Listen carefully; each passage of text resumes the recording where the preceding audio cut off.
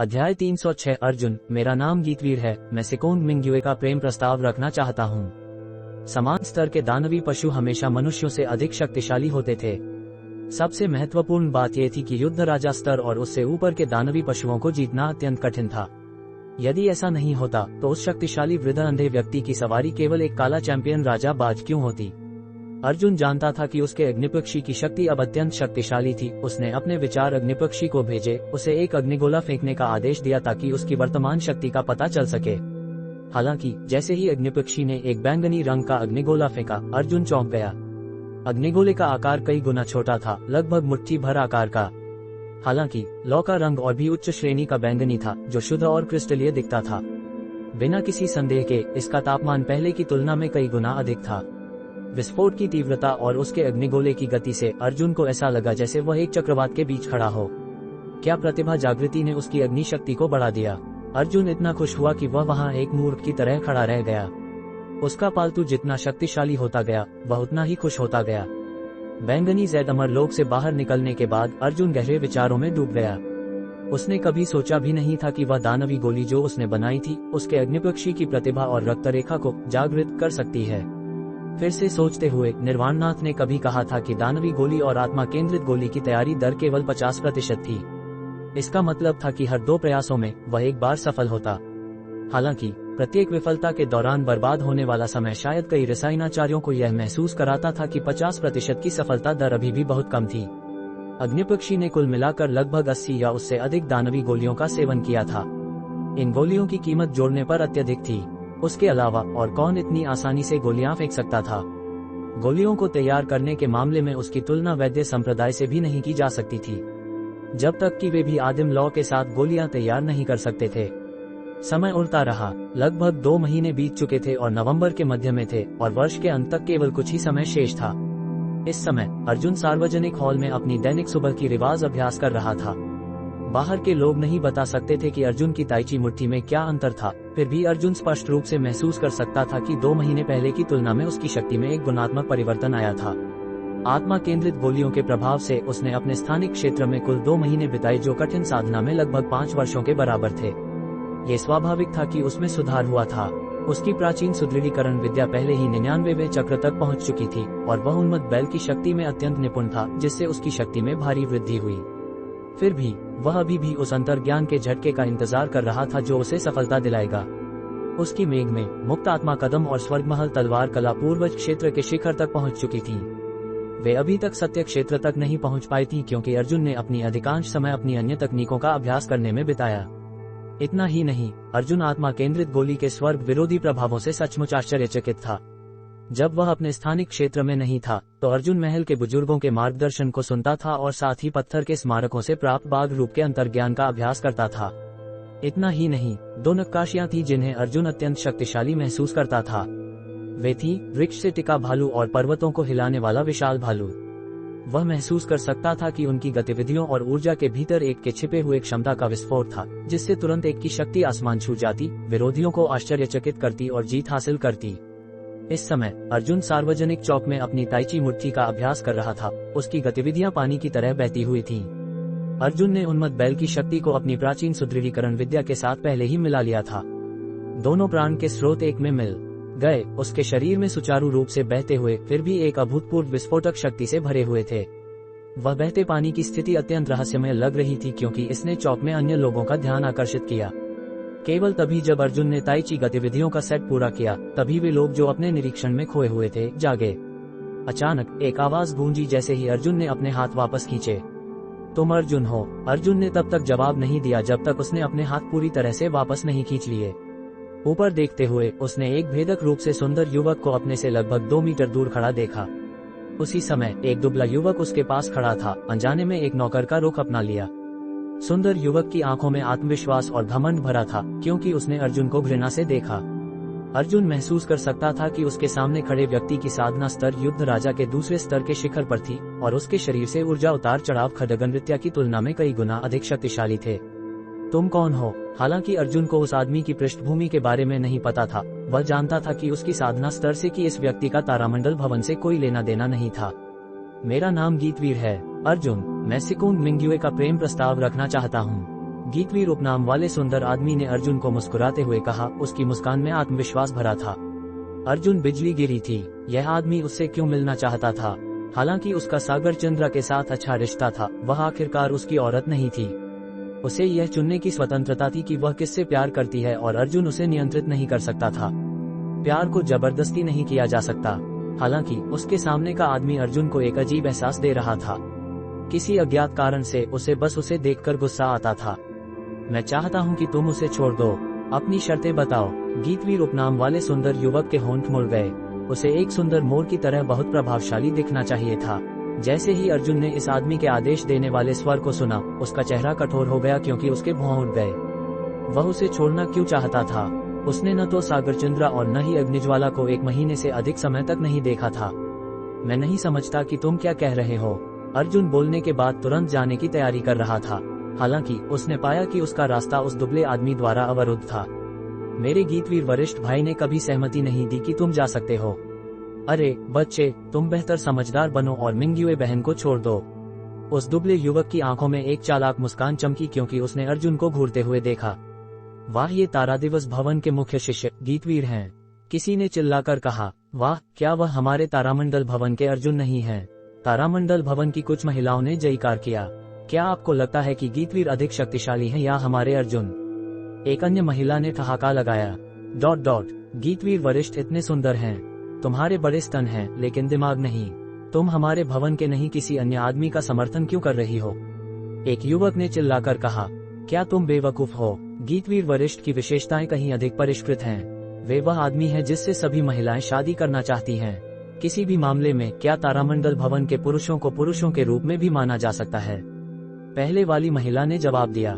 कुतिया, मैं आज रात तुम्हारे कमरे में जाऊंगा और तुम्हें एक असली आदमी की शक्ति का एहसास कराऊंगा। मेरे कमरे में आ रहे हो? अगर हिम्मत है तो आओ। मैं उस बेचारी चीज को काट दूंगी जिसे तुम छोटे पक्षी कहते हो, तुम हरामखोर। ... सुंदर गीतवीर उपनाम वाले आदमी ने भीड़ की चर्चा सुनते हुए और भी अधिक मुस्कुराया। उसकी मुस्कान इतनी शानदार थी कि भीड़ में कई महिलाएं मोहित हो गईं। अर्जुन, हम तुम्हारा समर्थन करते हैं। गीतवीर को ध्वस्त करो। किसी ने नहीं बताया कि किसने चिल्लाया, लेकिन वह व्यक्ति निश्चित रूप से एक आदमी था। गीतवीर को ध्वस्त करो। पुरुष आवाज के बाद पुरुष आवाज गूंजी। अर्जुन ने कड़वाहट से मुस्कुराया। ऐसा लगता था कि महिला की पहले की टिप्पणी, क्या तारामंडल भवन के पुरुषों को पुरुषों के रूप में भी माना जा सकता है, ने तारामंडल भवन के पुरुषों में एक नस छू दी थी। अर्जुन ने अपने सामने खड़े गीतवीर को देखा। भीड़ के शब्दों को सुनने के बाद भी उसमें कोई गुस्सा नहीं था, केवल वह परिवर्तनीय शानदार मुस्कान थी। अर्जुन उसकी मुस्कान से बिना मदद किए बीमार महसूस कर रहा था। अर्जुन जानता था कि गीतवीर अब क्या महसूस कर रहा था। उसके लिए ये सभी प्रतिभाएं केवल मध्यम थे।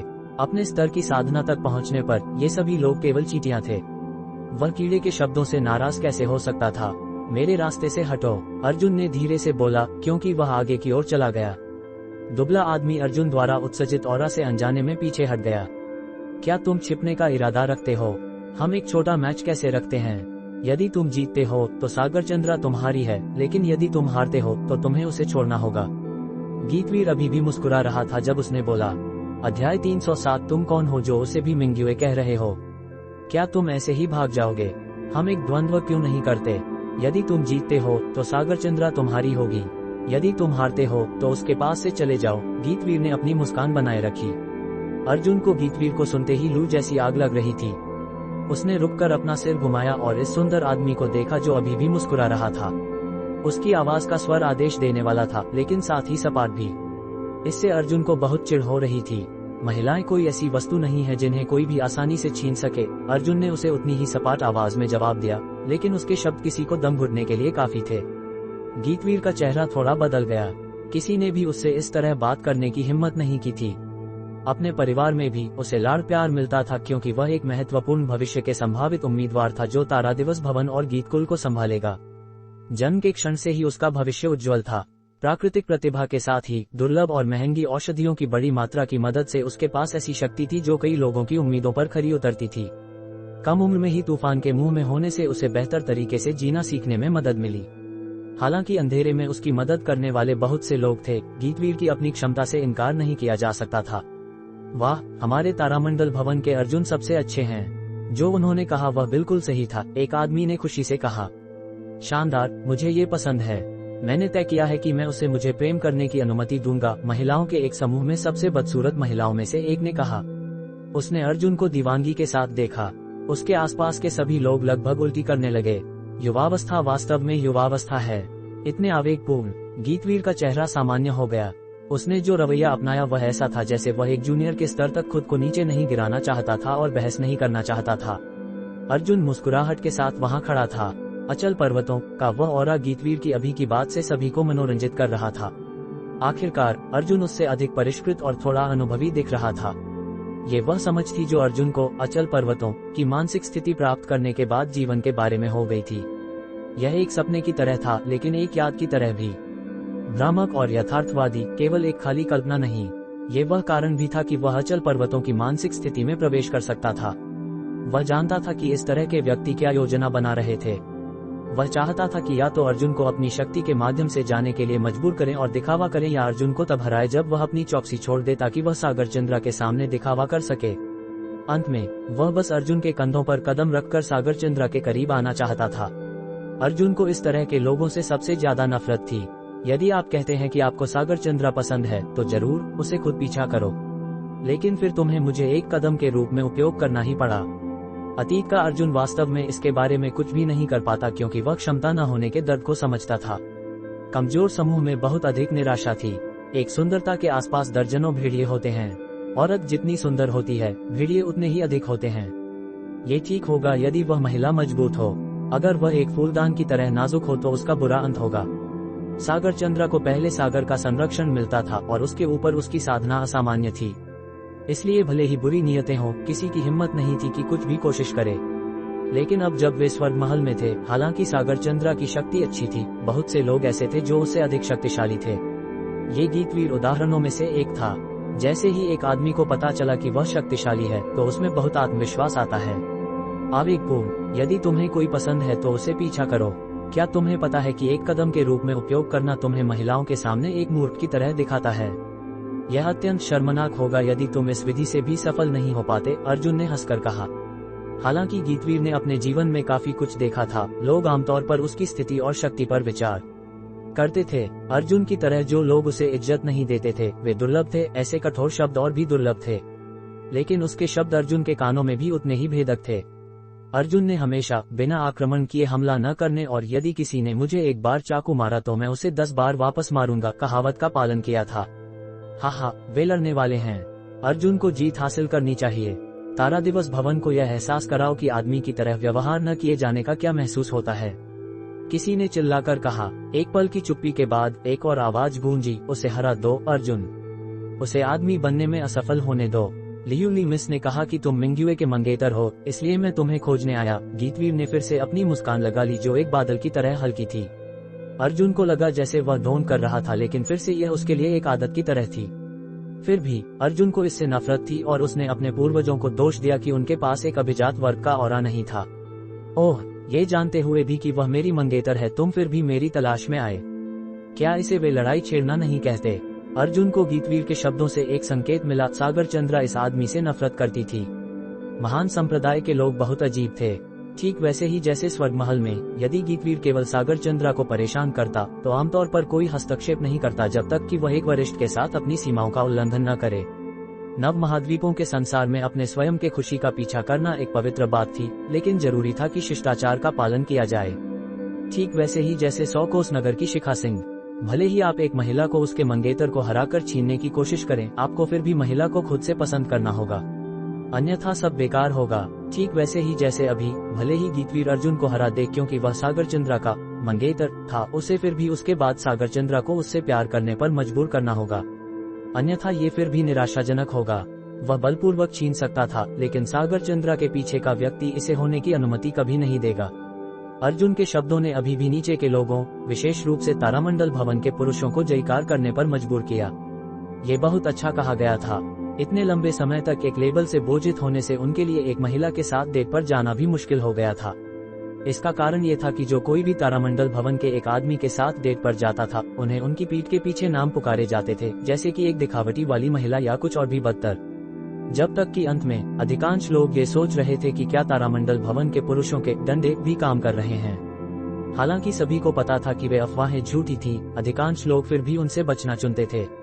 इसलिए तारामंडल भवन की अधिकांश महिलाएं अन्य भवनों के पुरुषों के साथ डेट पर जा रही थीं। जैसा कहावत है, विदेशी भूमि के सन्यासी शास्त्रों का पाठ करने में बेहतर होते हैं। ऐसा करने से दोनों पक्ष अपने अपने भवनों में अधिक सक्षम दिखाई देते थे। पुरुषों के लिए अपने भवन के बाहर एक महिला को प्रेम करने में सक्षम होना एक गौरवपूर्ण बात थी।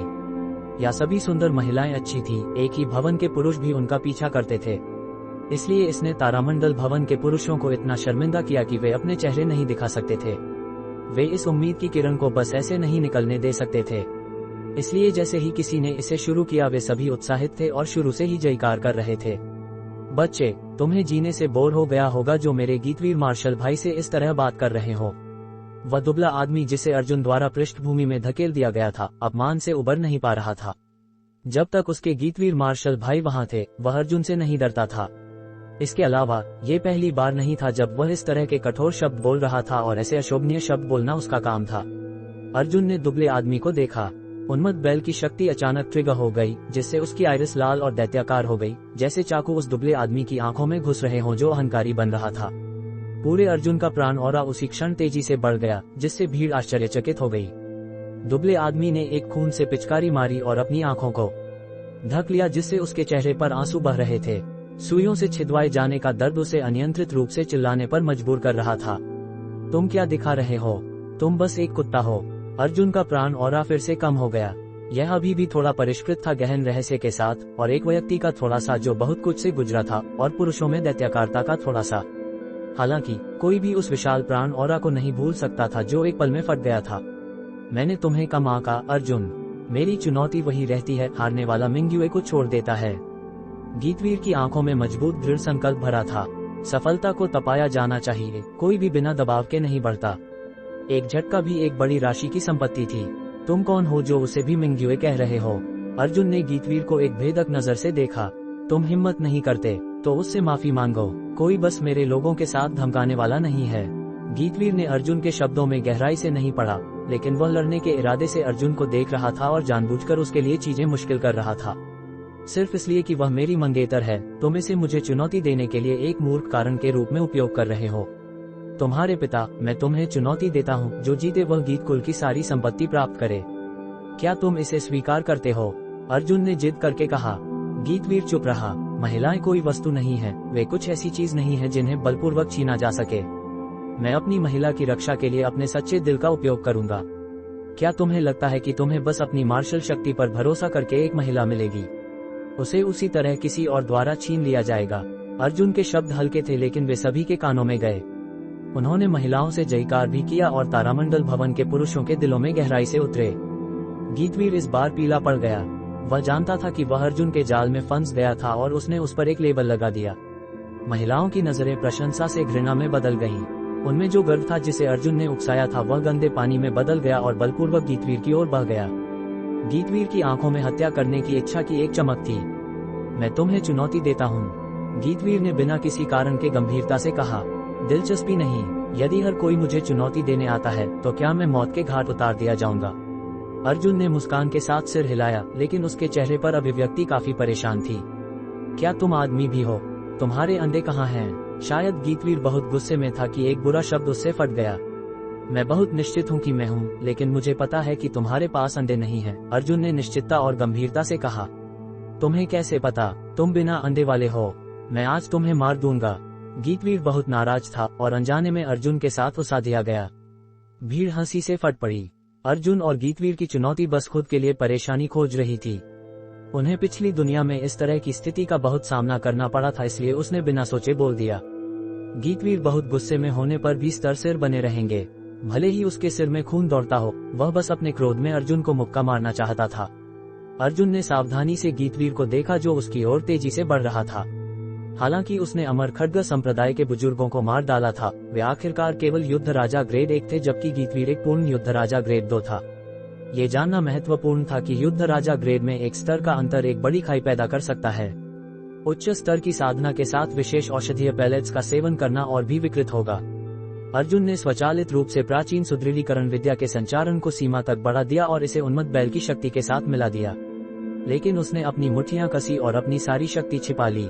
गीतवीर का प्राण और तब तेजी से बढ़ गया जब वह आगे की ओर दौड़ रहा था और इसने सभी अन्य लोगों को 3 मीटर पीछे हटने पर मजबूर किया। जब वह अर्जुन से लगभग 5 मीटर दूर था, उसकी आकृति अचानक तेज हो गई। अध्याय 308 युद्ध राजा ग्रेड 2 की शक्ति। अर्जुन ने देखा कि उसके मेघ में कदम एक निश्चित परिपक्वता स्तर तक पहुंच गए थे। ये दुर्भाग्यपूर्ण था कि यह केवल पूर्वज पूर्णता स्तर पर था। हालांकि गति निश्चित रूप से तेज थी। ये लगभग एक हिंसक मुक्के के साथ अर्जुन तक पहुंची। अर्जुन ने उस मुक्के में शक्ति महसूस की और जानता था कि उसने अपनी सारी शक्ति नहीं लगाई, न ही उसने स्वर्गीय बिजली वार का उपयोग किया। इसलिए अर्जुन ने अजीब रूप से एक कदम पीछे हटाया। वह कदम जो उसने उठाया वह सरल लग रहा था लेकिन गहन था। एक साथ एक झपटी कंधा, एक झोंक और एक पीछे के हथेली के साथ एक कदम आगे के साथ निष्पादित किया गया। ताइची झपटी कंधा। अर्जुन को केवल ताइची की 24 चालों के सरलीकृत संस्करण के बारे में पता था और उनमें से सबसे अच्छी चालें ताइची एकल चाबुक, मेघहस्त, विक्षेप पैरी मुक्का, जुड़वा शिखर कान भेदन, बेतरतीब जंगली घोड़ा, बंद दिखता हुआ थे। सफेद सारस पंख फैलाता है भी था जिसे अर्जुन ने एक निश्चित परिचितता स्तर तक अभ्यास किया था। वह 9 पशु अनुकरण तकनीक के सारस रूप का अनुभव करना चाहता था और इस चाल के लिए कठिन अभ्यास किया था। धमाका। अर्जुन ने ज्यादा शक्ति नहीं लगाई, लेकिन गीतवीर एक धुंधले प्रभाव के साथ आधा कदम पीछे धकेल दिया गया। उसकी आंखें अचानक तेज हो गईं और अर्जुन की छाती की ओर एक हिंसक मुट्ठी के साथ चार्ज किया। अर्जुन ने इस बार अपने मुक्के से अधिक शक्ति महसूस की और मुट्ठी पर फ्लोरोसेंस बहते हुए देखा जिसमें हिंसक शक्ति परिसंचरण हो रहा था। स्वर्गीय बिजली वार। अर्जुन को यकीन नहीं था कि प्रतिपक्ष ने कौन सा मुक्का निष्पादित किया, लेकिन मुक्के में एक तेज और तीखा प्राण महसूस हुआ। मुक्के में तीखी हवा ऐसी लग रही थी जैसे वह किसी व्यक्ति को काट सकती है। स्वर्ण तीक्ष्णता। क्या उसकी मुट्ठी तकनीक या मार्शल तकनीक धातु तत्व से जुड़ी है? जैसे ही अर्जुन ने अनुमान लगाया, उसने गीतवीर की ओर एक ताइची मेघहस्त बढ़ाया। इस प्रक्रिया में उसके कलाई पर महत्वपूर्ण बिंदु पर हमला किया। अस्पष्ट क्षेत्र की हर ताइची मुट्ठी, भले ही कुशलता और स्वाभाविक रूप से निष्पादित और हेरफेर न की गई हो, एक निश्चित प्रवीणता के क्षेत्र में थी। गीतवीर का अर्जुन की मुट्ठी और मार्शल तकनीकों के खिलाफ युद्ध करना एक गलती थी। अपनी कलाई पर अर्जुन के मेघहस्त प्राप्त करने से वह लगातार सुन्न हो गया और वह अर्जुन की शक्ति के कोमल उपयोग से 2 मीटर दूर धकेल दिया गया। इस बार गीतवीर ने अपने कदम रोक दिए और अर्जुन को एक अजीब नजर से शुरू किया। उसने अपनी कमर की बेल्ट उतारी, या बल्कि एक चाबुक, इसे कठिनाई से हिलाया और जो साटन कपड़ा इसे लपेटता था वह फिसल गया। अर्जुन थोड़ा घबरा गया। चमकदार चांदी के हुक वाला एक खोखला ट्यूब जब इसे चलाया गया तो हवा और गरज की आवाजें करता था। ये गरजता रक्तपिपासु चाबुक था, एक चांदी सफेद शरीर जो हथियार और रक्तपिपासु दुर्गंध के झोंक छोड़ता था। अपना हथियार दिखाओ, गीतवीर ने कसकर कहा। उसे पता था कि बिना हथियार के अर्जुन से लड़ना लाभदायक नहीं होगा, लेकिन उम्मीद नहीं थी कि बाद वाला अपने खाली हाथों से इतना परिष्कृत होगा और सबसे महत्वपूर्ण बात, इतनी बड़ी शक्ति रखता होगा। अर्जुन ने समय से पहले खुद को प्रकट करने की योजना नहीं बनाई। वह केवल शांति से प्रशिक्षण करना चाहता था और यशकुल के साथ शिकायत को हल करने और अपने गुरु की इच्छा पूरी करने के लिए लौटना चाहता था। हालांकि अब जब वह इस स्थिति में मजबूर हुआ था तो और समझौता करना पुरुषों वाली बात नहीं होगी। इसके अलावा इस भीड़ में कई लोग थे जो जानते थे कि गीतवीर यहाँ उसकी महिला को छीनने आया था। क्या तुम लड़ना चाहते हो? अर्जुन ने गीतवीर को लगातार देखा। गीतवीर ने अर्जुन की नजर में देखा और अनजाने में अपने सीने में एक छोटी चिंता महसूस की। वह जानता था कि अगर वह उस निर्णय के बारे में निश्चित था तो दोनों मौत तक लड़ेंगे, लेकिन अब वह हिचकिचा रहा था। फिर भी उसने अपने महत्वपूर्ण कदम को याद किया और सोचा कि अर्जुन इसके बारे में कभी नहीं जानेगा क्योंकि वह केवल यहाँ अभी तक नहीं आया था। मैं निश्चित हूँ। 3 शब्दों ने स्पष्ट रूप से उसका रुख घोषित किया। हाँ, यह एक अच्छा शो होगा, एक अच्छी लड़ाई आ रही है, किसी ने गीतवीर के जवाब देने के तुरंत बाद चिल्लाकर कहा। तारा दिवस भवन को एक पर एक मौत के घाट उतारो अर्जुन, हम तुम्हारे पीछे हैं। वह अहंकारी मूर्ख कौन है?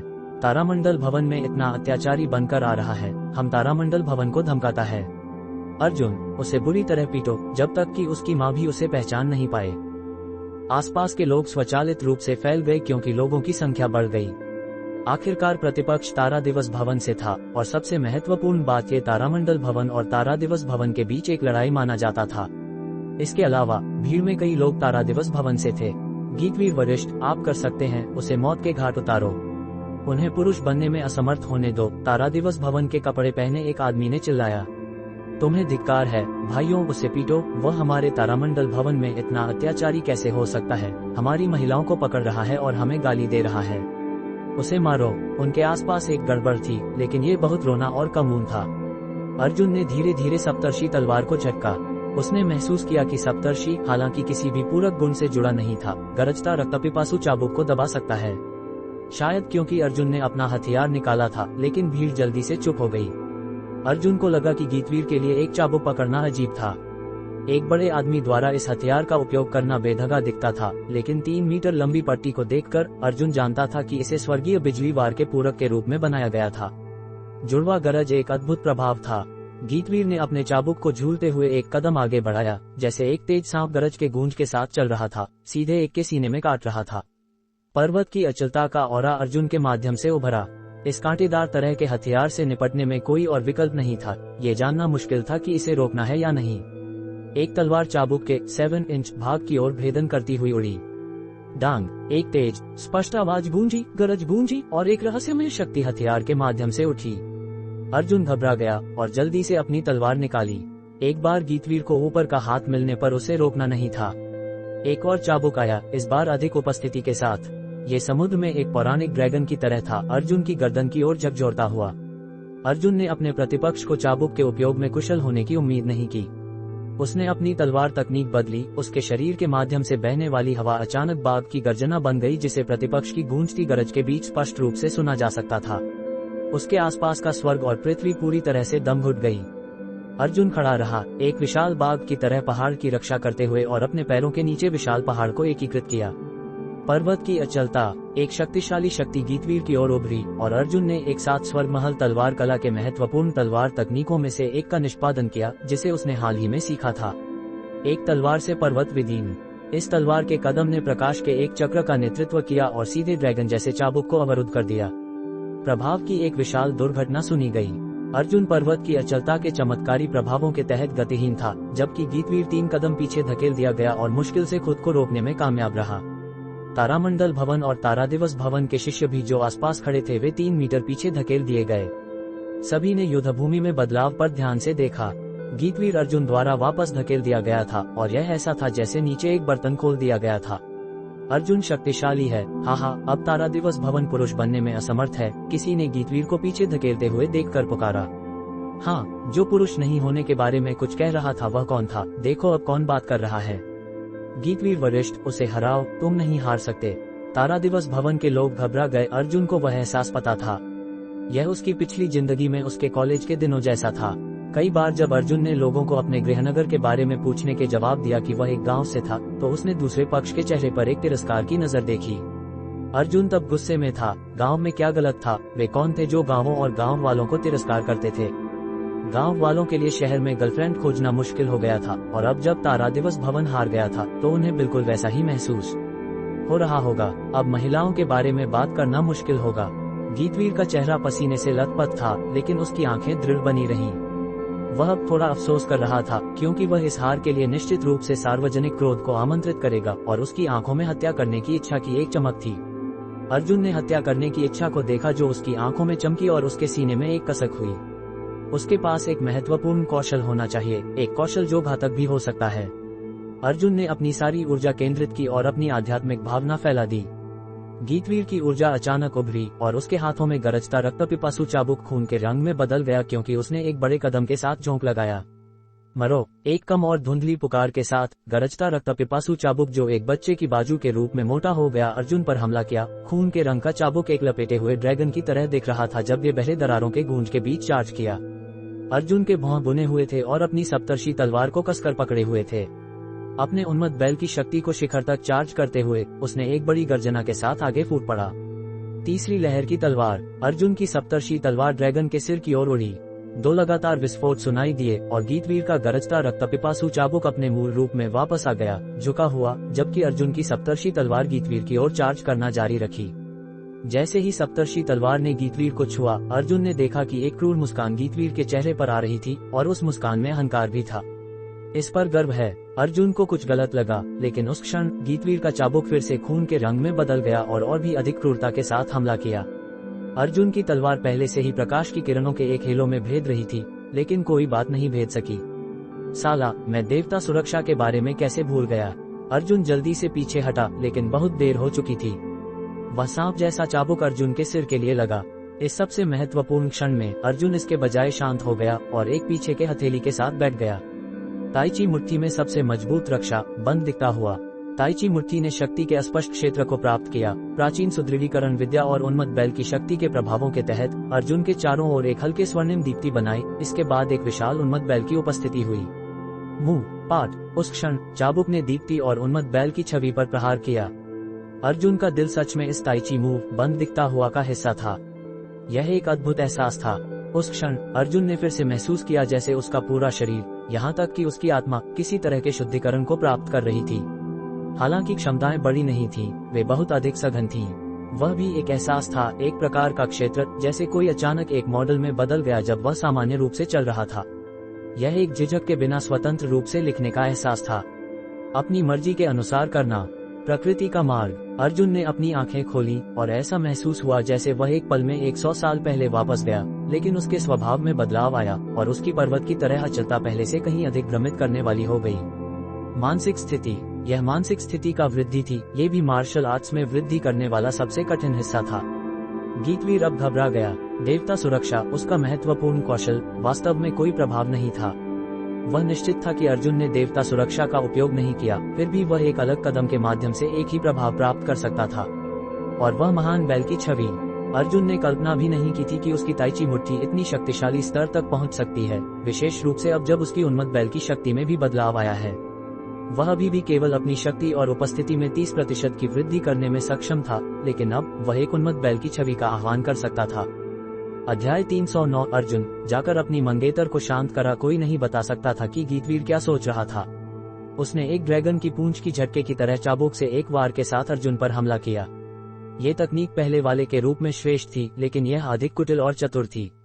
अर्जुन को इस बार कोई खतरा महसूस नहीं हुआ। यह अद्भुत एहसास उसकी वर्तमान मानसिक स्थिति के उन्नयन से संबंधित हो सकता है।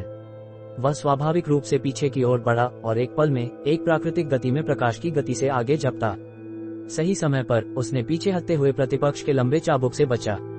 उस क्षण के दौरान जब प्रतिपक्ष ने अपने चाबुक से हमला किया, उसने मेघ में कदम का उपयोग करके नुकसान से बाहर निकल गया। अप्रत्याशित रूप से ये तकनीक पहले से तेज थी, जैसे वह बस एक शॉर्टकट से गुजरा। गीतवीर वहां खामोश खड़ा था।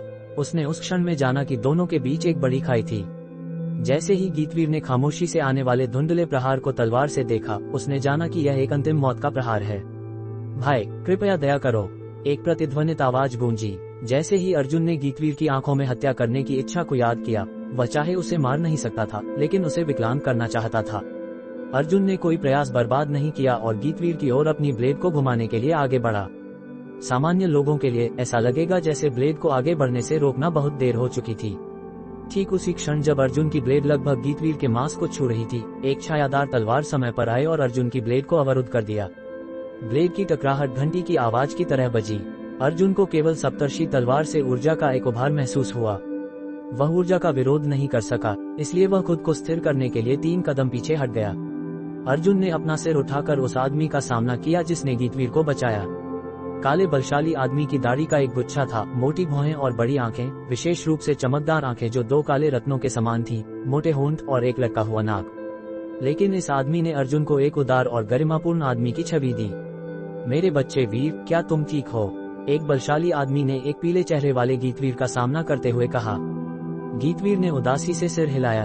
हालांकि वह नहीं मरा, वह हमेशा अहंकारी रहने वाला आदमी था और अब अपनी हार से निराशा महसूस कर रहा था।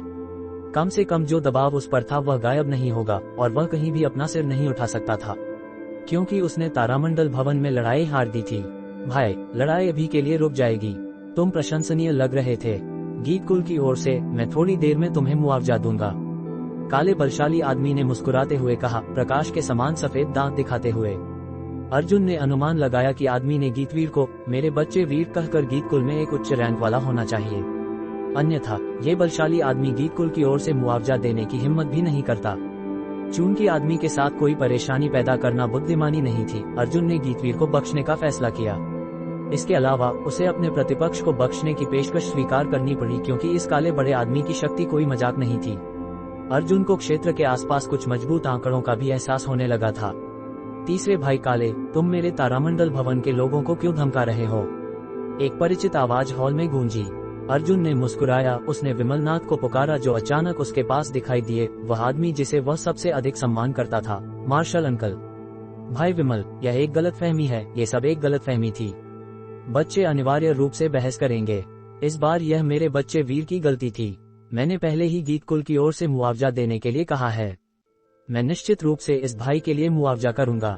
तीसरे भाई काले के नाम से जाने जाने वाले आदमी ने सीधे तरीके से कहा। उसके चेहरे पर एक विनम्र और सौम्य मुस्कान और अभिव्यक्ति थी। हाँ, अच्छा, अगर मैं इस पर शोर नहीं मचाता और गीत कुल के संशोधनों को याद रखता हूँ तो मैं पूरे गीत कुल को अपमानित कर रहा हूँ। विमलनाथ ने सीधे तौर पर हंसा। तीसरे अंकल, पिता, मास्टर, वे। गीतवीर का चेहरा पीला पड़ गया। चलो वापस जाकर बात करते हैं, तीसरे भाई काले ने कहा, जबकि उन्होंने अपनी विनम्र मुस्कान बनाए रखी। उस क्षण तारामंडल भवन के जयकार सार्वजनिक चौक में गूंजे, विशेष रूप से पुरुष दर्शकों से जयकार। उन्होंने अर्जुन को घेरना शुरू कर दिया, लेकिन जैसे ही अर्जुन ने भौं चढ़ाई, वे पीछे हट गए। अर्जुन, उस बूढ़े आदमी के पास जाओ। लड़कियां भी वहां हैं और सभी इकट्ठा हो गए हैं। अग्निज्वाला अभी तक शिकायत कर रही थी कि तुमने उसे 1 महीने से अधिक समय तक नहीं देखा। विमलनाथ ने सुखद रूप से मुस्कुराया। अर्जुन ने सिर हिलाया। ठीक है, मैं बूढ़े आदमी को भी देखने जाऊंगा।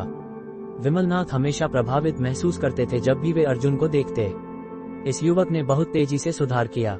कुछ समय पहले वह अभी भी अर्जुन के शरीर पर अचल पहाड़ के ऑरा पर शोक कर रहे थे, क्योंकि विमलनाथ का ऑरा अर्जुन के रूप में गरिमापूर्ण नहीं था। विमलनाथ का जीवन पूर्ण नहीं था। उन्हें कुछ चीजों की कमी थी, उदाहरण के लिए बच्चों, पिता, माता, प्यार के जुनून से स्नेह। अर्जुन ने लगभग मौत से बच निकला था और बहुत सी चीजें देखी थीं। उसकी असाधारण मानसिक स्थिति और धारणा और प्रशंसा ने अर्जुन को अपने तीव्र, अचल पहाड़ ऑरा को संयोग से समझने की अनुमति दी। ठीक 2 महीने बीतने से पहले विमलनाथ ने नोटिस किया कि अर्जुन के शरीर पर ऑरा फिर से बदल गया था। परिवर्तन अचल पहाड़ की नींव में एक अधिक सघन लेकिन सरल जोड़ की तरह था। अर्जुन को एहसास हुआ कि वह अपने कौशल का अभ्यास करने में 2 महीने का समय बिता रहा था। उसने 2 महिलाओं को नहीं देखा था। वह कुछ और सोचना नहीं चाहता था, इसलिए उसने खुद को पक्षाघात करने के लिए अपने अभ्यास पर अपना समय केंद्रित किया। जब वह निर्वाणनाथ के स्थान पर पहुंचा, तो दोनों महिलाएं खुशी से बाहर निकली जब उन्होंने अर्जुन और विमलनाथ के कदमों की आवाज सुनी। अर्जुन उनके तारों वाले सुंदर नेत्रों से उनकी परवाह, विचारों और अन्य अज्ञात भावनाओं को महसूस कर सकता था। जैसे ही अर्जुन ने उनकी आंखों में छिपी कड़वाहट देखी, तो उसने शर्माकर अपनी नाक को छुआ। अग्निज्वाला उसकी ओर दौड़ी और उसकी गर्दन को गले लगा लिया। हे। जैसे ही उसने देखा कि अर्जुन वहां कठोर खड़ा था, अग्निज्वाला ने अलग तरह से हंसी, जैसे मोहक और दुष्ट रूप से। विमलनाथ ने थोड़ा हंसा और अंदर चले गए। अर्जुन ने हल्के से अपनी बाहों को अग्निज्वाला की पतली कमर के चारों ओर रखा, फिर उसे जमीन से उठाया और कुछ चक्कर लगाने के बाद उसे नीचे रखा। उसकी सूक्ष्म मीठी सुगंध उसकी नाक को ढक गई और उसके अंदर बस गई।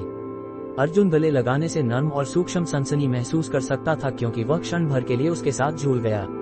अर्जुन जैसे स्त्रीरतिपूर्ण व्यक्ति ने लंबे समय तक मांस का स्वाद नहीं चखा था, और जब तक वह कुछ नहीं बोल पाया, उसने जल्दी से अग्निज्वाला को छोड़ दिया। उस क्षण अर्जुन ने उसकी आंखों के बीच एक हल्की मनोरंजन देखा। अग्निज्वाला ने कुछ और पलों के लिए हंसा और अर्जुन को सागर चंद्रा की ओर धकेला। बस अपनी मंगेतर को शांत करा दो, इससे पहले कि वह दूसरे लोगों द्वारा छीन ली जाए। अग्निज्वाला, तुम क्या बकवास कर रही हो? अग्निज्वाला ने चालाकी से ठहाका लगाया और सीधे घर में चली गई। अर्जुन समझ गया कि अग्निज्वाला बात कर रही थी कि गीतवीर सागर चंद्रा को कैसे प्रेम करने की कोशिश कर रहा था। उसे भी नहीं पता था कि इस छोटी अवधि में उस बेचारे बच्चे ने उसे कितना परेशान किया है। हाँ, युए, मुझे तुम्हें अपने पति को पुकारते हुए सुनने दो, आखिरकार तुम अब मेरी मंगेतर हो। अर्जुन ने सागर चंद्रा की रेशमी कमर को धीरे से गले लगाया। अर्जुन इस अद्भुत एहसास से उत्साहित हो गया, जैसे वह तैर रहा था और जमीन पर पकड़ नहीं पा रहा था। ये पहली बार नहीं था जब उनके शरीर के बीच कोई बातचीत हुई हो। शायद उसने एक बार उसके चुंबन को चुरा लिया था, लेकिन वह हमेशा एक अवर्णनीय तरीके से स्पर्श महसूस करता था। उसने अर्जुन से वादा किया था कि वह उसे गले लगाने देगी। अर्जुन, कृपया अग्निज्वाला की बकवास को मत सुनो। सागर चंद्रा अर्जुन के गले से संघर्ष नहीं कर पाए, क्योंकि वह उसकी कमर को गले लगाने पर भी उसका फायदा नहीं उठाएगा। लेकिन वह अपने शब्दों में थोड़ा चंचल था। तारा दिवस भवन के किस शिष्य के लिए तुम्हारे दिल में भावनाएं थीं? अर्जुन ने चंचलता से मुस्कुराया। उस क्षण अर्जुन 3 हिस्सा शिष्टाचारी, 3 हिस्सा कोमल और 3 हिस्सा शैतानी और 1 हिस्सा दृढ़ था। सागर चंद्रा ने देखा कि अर्जुन उसके पास था, लेकिन उसने महसूस किया कि वह उसे स्पष्ट रूप से नहीं देख सकती, जैसे वह पहले से भी अधिक अपरिचित था। हालांकि उसने अर्जुन को अस्वीकार नहीं किया। उसने अर्जुन ने उसके लिए किए गए कामों को याद किया और क्षण भर के लिए अर्जुन को देखा। उसकी काली आंखें बिना पलक झपकाए अर्जुन को घूर रही थीं। अर्जुन को उसकी गहरी असीम आंखों से उसे घूरते हुए अप्राकृतिक महसूस हुआ, इसलिए उसने हल्के से उसके प्रमुख कंधे पर टैप किया। जैसे ही उसने अपने चिकने और नर्म कंधे पर टैप महसूस किया, सागर चंद्रा अपने ट्रांस में वापस आए और चीख उठी। उसका चेहरा शर्म से गुलाबी हो गया। अर्जुन उसकी सुंदर आंखों और उसकी लंबी साफ पलकों के फड़फड़ाहट से घबरा गया। उसकी सुंदरता अर्जुन को कांपने के लिए पर्याप्त थी। चलो अंदर चलते हैं, ऐसे बाहर रहना अच्छा नहीं है। अस्पष्ट वातावरण क्षण भर के लिए रहा जब सागर चंद्रा ने धीरे से बोला। उसने अर्जुन के चुभाने वाले प्रश्न का उत्तर नहीं दिया क्योंकि उसने महसूस किया कि बेवजह विषय पर आगे चर्चा करने की कोई जरूरत नहीं थी।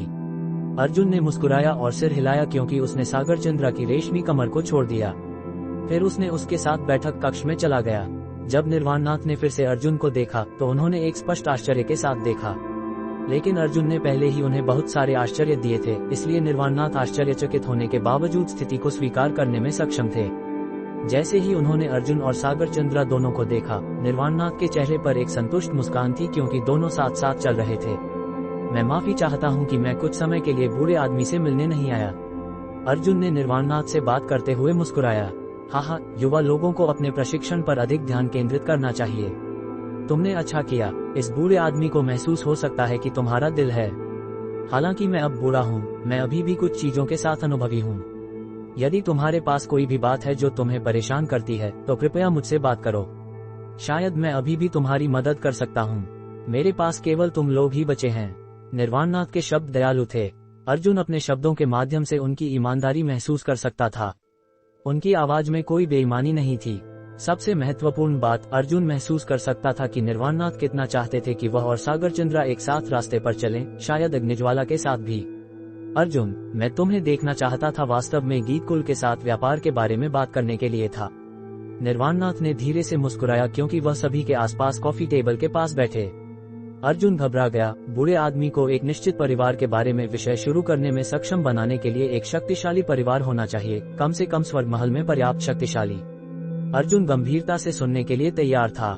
तुम्हें चिंता करने की जरूरत नहीं है। मैंने पहले ही तुमसे कहा था कि मैं मदद करूंगा। जब तक कि तुम निर्दोष जीवन नहीं लेते, मैं मदद करूंगा। जो भी हो, मैं तुम्हारे जीवन की रक्षा करूंगा। इससे कोई फर्क नहीं पड़ता, ये हमारे बीच सिर्फ एक सामान्य विनिमय है, निर्वाणनाथ ने कहा क्योंकि उन्होंने देखा कि अर्जुन थोड़ा नर्वस हो रहा था। निर्वाणनाथ के शब्दों को सुनने के बाद अर्जुन के मन में एक बार फिर शांति थी। उसने महसूस किया कि उसका एक समर्थन है, जैसे एक बड़े मजबूत पेड़ के खिलाफ झुकना। यदि उसके पास बुजुर्गों का आशीर्वाद और संरक्षण नहीं होता तो वह अपने पूरे जीवन में एक काय रहता। एक प्रतिभाशाली व्यक्ति को भी समय से पहले विफल हो जाना चाहिए। अध्याय 310 वायुकुल की महिला, वृद्ध यून। स्वर्ग महल में गीतकुल बड़ा है, कई पीढ़ियों से चला आ रहा है और एक ऐसे परिवार माना जाता है जिसने स्वर्ग महल के लंबे युगों का अनुसरण किया है। शुरू से लेकर अब तक असंख्य परम वृद्ध रहे हैं जो लगभग तारा दिवस भवन के सबसे मजबूत लोगों में से थे। तारा दिवस भवन में अभी भी 3 परम वृद्ध थे, वर्तमान गीतकुल से 10 अन्य वृद्ध, साथ ही मुख्य शिष्य जिसे विकसित करने में अपार प्रयास किया गया। निर्वाणनाथ ने हंसकर कहा। अर्जुन ने इस संदेश से कुछ खोज निकाला, लेकिन इसे ठीक से नहीं पहचान सका। उसने अचानक अपना सिर उठाया और निर्वाणनाथ से आश्चर्य में कहा, बूढ़े मालिक कह रहे हैं कि तारा दिवस भवन संप्रदाय विरासत से अभिजात विरासत में बदलाव पर विचार कर रहा है। निर्वाणनाथ ने चुप रहे और केवल अर्जुन को मुस्कुराया, आखिरकार अनुकूल रूप से सिर हिलाया। अर्जुन ने तब आज के अपने अनजाने काम को याद किया और सोचा कि क्या उसने गीतकुल को आधे पैसे की लाख के लिए जहाज बर्बाद कर दिया था। अर्जुन ने निर्वाणनाथ को देखा और महसूस किया कि बूढ़े मालिक अभी भी वहां मुस्कुराते हुए बैठे थे। निर्वाणनाथ ने थोड़ी देर इंतजार किया और फिर कहा, तुमने इस बार गीतकुल को पूरी तरह से नाराज किया है, इसलिए भले ही हम तुम्हारी पीठ पर नजर रख रहे हो, तुम्हें याद रखना चाहिए कि जब भी तुम स्वर्ग महल से बाहर हो तो सावधानी से काम करो। तुम स्वर्ग महल में आराम से हो सकते हो क्योंकि कुछ नहीं होगा, लेकिन ध्यान रखो कि जब तुम स्वर्ग महल में नहीं हो तो सावधान रहो। निर्वाणनाथ ने अर्जुन को गंभीरता से बार बार चेतावनी दी। हाँ, धन्यवाद बूढ़े मालिक, अर्जुन ने ईमानदारी से जवाब दिया। निर्वाणनाथ अभी भी पहले जैसे ही थे और अर्जुन अपने सामने इस दयालु बूढ़े आदमी के लिए सच में आभारी था। तारामंडल भवन के शिष्य अर्जुन द्वारा तारा दिवस भवन के मुख्य शिष्य को हराने की खबर आग की तरह तेजी से फैली। एक पल में पूरे स्वर्ग महल को इसकी भनक लग गई। तारामंडल भवन अब गर्व और संतुष्टि से भरा था। उसके हर शिष्य ने खबर फैलाने के लिए दौड़ लगाई। यह अब नए साल की तुलना में अधिक व्यस्त था और वातावरण ऐसा था कि अगर कोई दूसरों के साथ जानकारी साझा नहीं कर रहा था तो वह सहज महसूस करता। इस प्रकार कुछ ही क्षणों में अर्जुन का नाम और यह खबर कि उसने तारा दिवस भवन के मुख्य शिष्य को पीटा, तारामंडल भवन में सभी को पता चल गया। गीतकुल पिता, ये पहली बार था जब गीतवीर ने इतनी शर्म महसूस की अपने पिता के सामने खड़ा होकर। गीतवीर के पिता गीत्योधा एक उतने ही तीक्ष्ण लेकिन परिपक्व मध्यवयस्क व्यक्ति थे और बैंगनी पंक्ति वाला पीला रोब उन्हें एक अतिरिक्त लालित्य और गरिमा प्रदान करता था। गीतवीर की चेहरे की विशेषताएं गीत्योधा से बहुत मिलती जुलती थीं। गीतवीर गीत्योधा का छोटा संस्करण था। इस समय गीत्योधा का चेहरा काला हरा था और उनके होंठ कांप रहे थे। कोई भी देख सकता था कि वे गुस्से से भरे हुए थे। जब उन्होंने गीतवीर को देखा तो उनका खून उबल गया। चांटा गीतवीर ने अपना चेहरा ढका और अविश्वास से अपने सम्मानित पिता को देखा। उस पिता ने जिसने उसके युवावस्था से उसे लाड़ किया और कभी भी उस पर अपनी आवाज नहीं बुलंद की, वास्तव में आज उसे थप्पड़ मारा। इस क्षण उसे ऐसा लगा जैसे कुछ टूट गया। उसकी नजर जो उसके पिता के प्रति थी भी अजीब हो गई और आश्चर्यजनक रूप से उसने महसूस किया कि उसके दिल में घृणा का एक छोटा सा अंश धीरे धीरे उठ रहा था। मूर्ख चीज, दशकों के मेरे प्रयास बर्बाद कर दिए। तुमने मुझे पूरी तरह से निराश किया। वाक्य खत्म करते हुए गीत्योधा का लंबा और सीधा आसन थोड़ा झुका हुआ दिखाई दिया। उन्होंने दशकों तक अपने परिवार की तैयारी की थी। पहले से मौजूद 3 परम वृद्धों और 10 वृद्धों को छोड़कर उनके लोग अन्य भवनों में भी थे।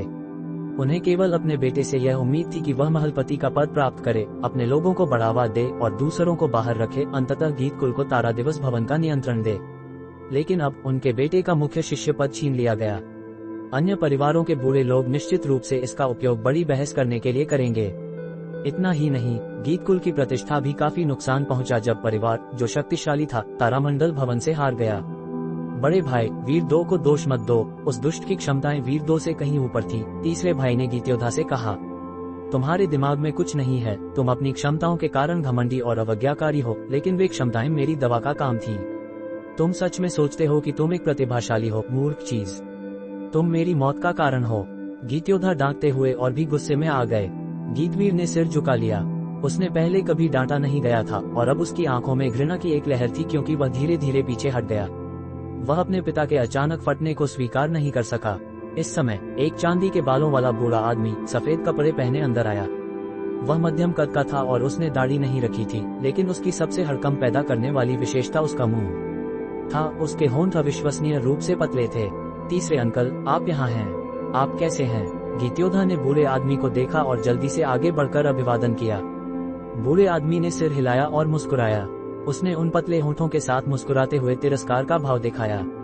फिर उसने गीत्योधा को देखा और कहा, वीर 2 का मुख्य शिष्य का खिताब छीन लिया गया है और अगले मुख्य शिष्य को केवल एक शर्त पूरी करनी है।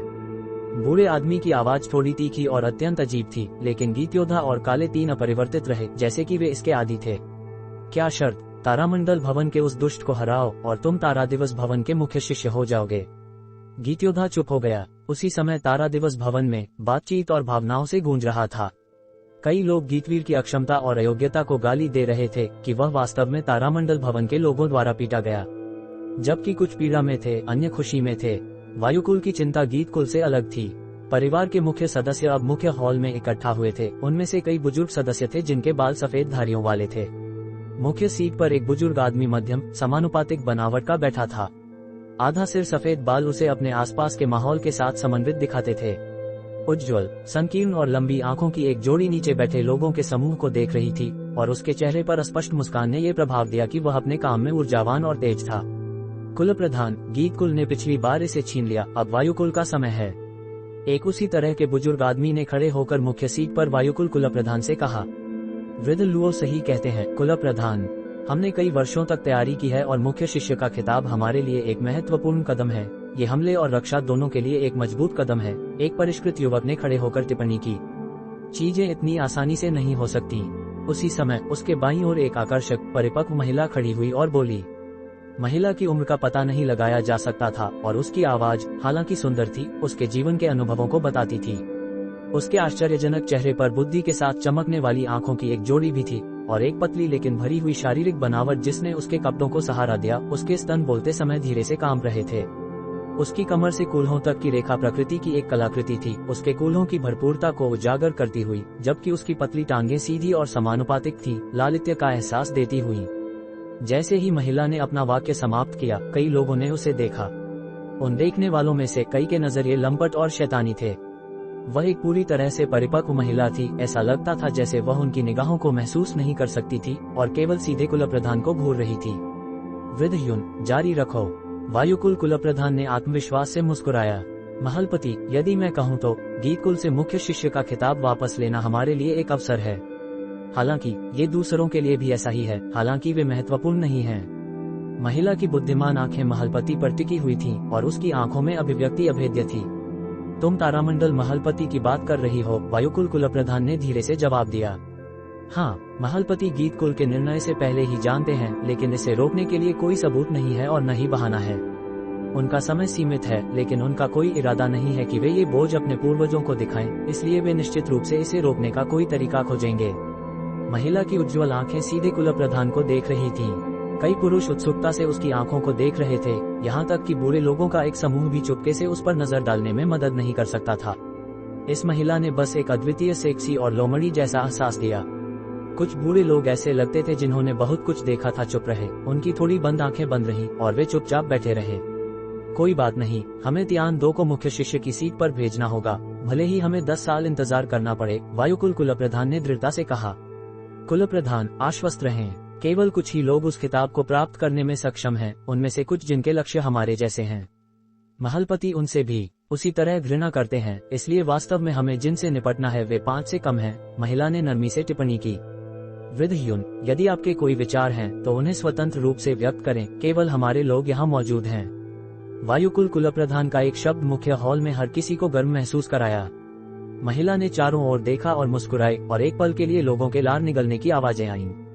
जैसे कि यह एक आम नजारा था, वह आगे बढ़कर बोली, महलपति ने कहा है कि यदि हमें मुख्य शिष्य का खिताब चाहिए तो हमें तारामंडल भवन के उस आदमी को हराना चाहिए, इसलिए हम इसकी बहस कर सकते हैं और उस आदमी को निर्दयी चाल चलने या हम पर आसानी से जीतने के लिए मजबूर कर सकते हैं। उसी समय अर्जुन निर्वाणनाथ से मार्शल आर्ट्स पर कुछ प्रश्नों, महाद्वीप में विचित्र एनेक्डोट्स और कुछ प्रभावों के क्षेत्रों पर परामर्श कर रहा था।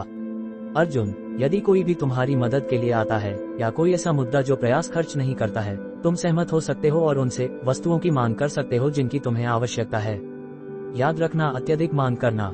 निर्वाणनाथ ने अर्जुन पर मुस्कुराहट की, दयालु आंखों की जोड़ी सर्वज्ञ ज्ञान और दृढ़ता से भरी थी। अर्जुन थोड़ा उलझन में था, लेकिन गंभीरता से सिर हिलाया।